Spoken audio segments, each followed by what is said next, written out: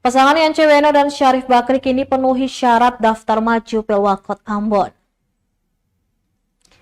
Bakal calon wali kota dan wakil wali kota Ambon Yance Weno Syarif Bakri Asyati kini telah memenuhi syarat pendaftaran maju Pilwakot.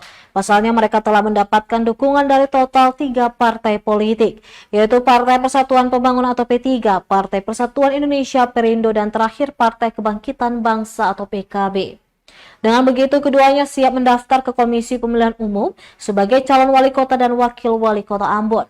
Yance Weno meminta doa dan dukungan dari seluruh warga kota Ambon bergandengan tangan bersama-sama untuk membangun kota bertajuk Manise ini. Diberitakan DPP Partai Kebangkitan Bangsa menerbitkan rekomendasi kepada Yance Weno dan Syarif Bakri Asyati sebagai bakal calon wali kota dan wakil wali kota Ambon. Dokumen B1 KWK berupa surat rekomendasi yang menjadi salah satu syarat pencalonan diberikan Ketua Umum DPP PKB Muhaimin Iskandar kepada keduanya di kantor DPP PKB Jalan Raden Saleh, Jakarta Pusat, Kamis 15 Agustus 2024. Perjuangan PKB. Salah satunya ajaran-ajaran PKB adalah seluruh ikhtiar yang kita lakukan. Download Tribun X sekarang. Menghadirkan lokal menjadi Indonesia.